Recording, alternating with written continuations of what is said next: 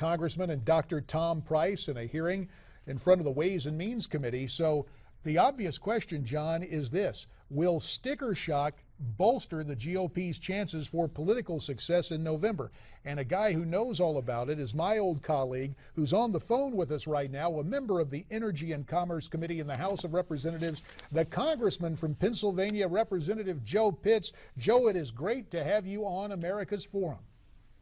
Hey, thank you. Very nice to be with you. Now, Joe, we take a look at, and this didn't come out of any committee. This was a report generated initially by The Hill, one of the newspapers covering the Capitol. That's correct. Give us your take on this and drill down for us a little bit. Elaborate on what you've been able to find out. Okay, well, I don't know if you saw this, but when Secretary Sebelius was before our subcommittee, I asked her about this number who she said would be signing up and enrolling. And, of course, she said that to be successful, they would have to have 7 million Americans signed up and enrolled. And I asked her what she meant by enrollment, if that meant paying the first month's premium. And she said they did not know how many had paid their first month premium. So whatever statistic we get at the end of the week, if it's 5 million, we need to actually know how many have paid their premiums to actually enroll in a plan as to whether, meeting their goal. But I suspect that they will say they do not know again. And if they're not getting enough people into the plans, and they're not getting the right mix in the plans, it's going to be huge premium increases. Joe, you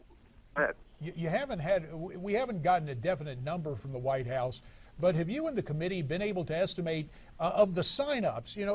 This administration seems to play fast and loose with different qualifications. Do we have a fix on how many of these people, in going in to, quote, register at healthcare.gov or going in to see the navigators, how many of these folks are just people basically re-registering for Medicaid? Are they trying to use those numbers as new sign-ups as well? I think they and of course they're not telling you how many people have had their insurance canceled who are also signing up as well. But right now, 40% number of enrollees to be young. According to their statistics. It's unfortunate, Joe. We're having a little trouble with the telephone, but the numbers you had there that we could hear are scary enough. We want to thank you for your time. We'll try to reconnect and speak with you more about this situation. Congressman Joe Pitts on Capitol Hill, serving on the Energy and Commerce Committee. The bottom line on all of this, John, is that we have seen this willingness to play fast and loose with the numbers. Sure. We heard Joe talk about the so-called 7 million number, and then just last week, John, you told us the story, relayed how now suddenly Secretary Sebelius is saying, oh, no, we never meant to suggest that 7 million was a guideline or 7 million was a standard. And when you get, to put it very diplomatically, moving targets, to put it more accurately from my perspective, this kind of hokey failure to again be transparent with the American people, it prompts a lot of legitimate questions. You had the website falling apart. You've had a situation where, when we take a look at our workforce and this notion of you have to have insurance if people are working 40 hours, well, how is business going to respond? A, their premiums are going up, so B, the hours are starting to be reduced. And even you get this on the back end, John, in terms of the unemployment numbers or in terms of the job creation numbers, where the Bureau of Labor Statistics and this administration says, look, we're growing jobs. Well, take a look at the jobs that suddenly are coming online.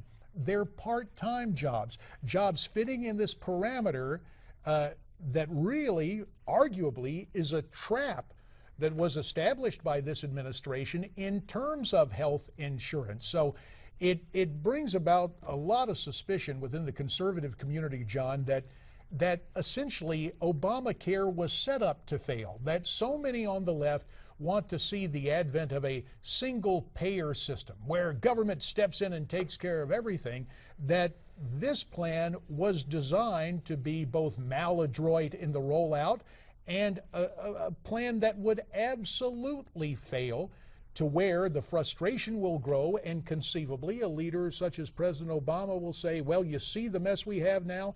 Indeed, I can see him doubling back on the insurance companies, saying, we did our best for these insurance companies. They're raising the rates.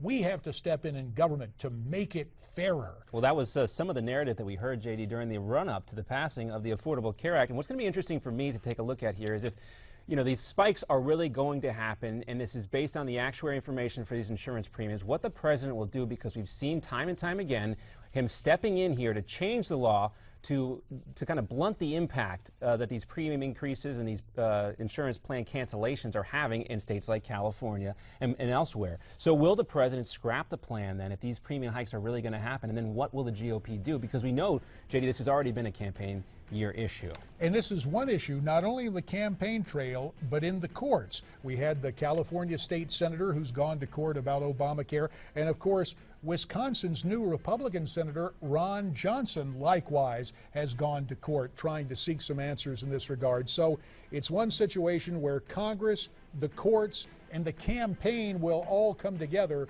and that could be a very volatile mix for November. And you brought up the single-payer system. It'll be interesting to see if the Democrats hold that out there as the only possible solution, the white knight in this promise. Things continue to get worse, and a lot of people might fall for that, JD, so we'll have to keep our eye on it.